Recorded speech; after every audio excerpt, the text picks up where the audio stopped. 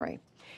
In the day's other news, a newly built pedestrian bridge collapsed over a major highway in the Miami area today.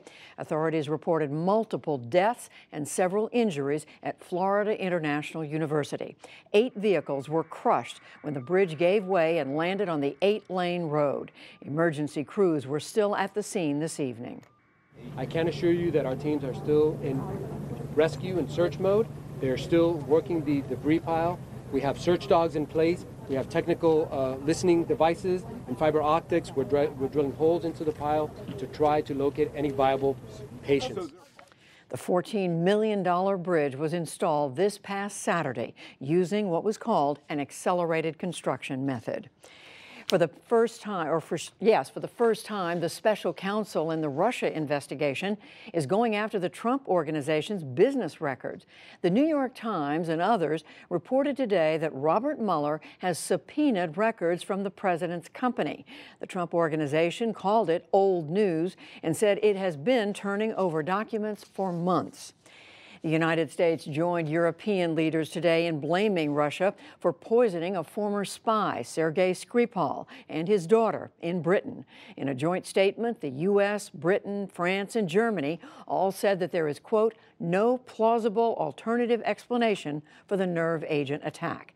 At a meeting with the Prime Minister of Ireland, President Trump said the U.S. and Britain are talking about what to do next. It certainly looks like the Russians were behind it. Something that should never, ever happen, and we're taking it very seriously, as I think are many others. Britain's Prime Minister Theresa May has already expelled 23 Russian diplomats. She visited the scene of the alleged attack in Salisbury and said Moscow must be held accountable. In Syria, thousands of civilians fled the rebel enclave in eastern Ghouta outside Damascus today.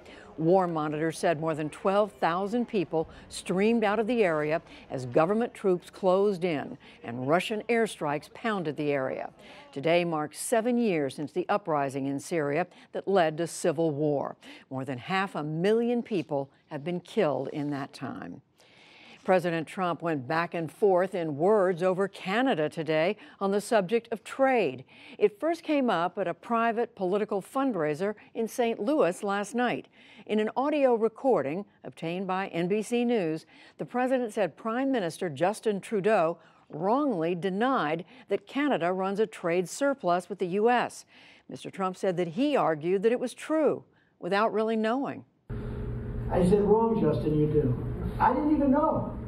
Josh, I had no idea. I just said you're wrong. You know why? Because we're so stupid. The president repeated his claim today on Twitter, and the White House said that he's right if timber and energy are included. But Canadian officials said that when trade in services is also counted, the U.S. actually has a trade surplus with Canada. Republican leaders in the U.S. House say they will reject a banking deregulation bill that passed the GOP-led Senate last night. The chair of the House Financial Services Committee, Republican Jeb Hensarling, warned today that the bill needs to go even further. The Senate measure would ease regulations on all but the very largest banks. Democrats are celebrating the outcome of Tuesday's special congressional election in Pennsylvania. Connor Lamb has a slender lead and has claimed victory over Republican Rick Saccone. A recount remains possible, but today, House Minority Leader Nancy Pelosi hailed Lamb's showing in a district that President Trump carried by 20 points. Middle class labor played a very major role there. So this was a great victory. His personal story and his record are an important part of it. The comparison between the two candidates was drastic. I mean, he's superb. We look forward to welcoming him here. Lamb ran supporting much, but not all, of the national Democratic agenda and calling for Pelosi to give way to a new generation of leaders. The U.S. Food and Drug Administration took a first step today to lower nicotine levels in cigarettes, making them less addictive.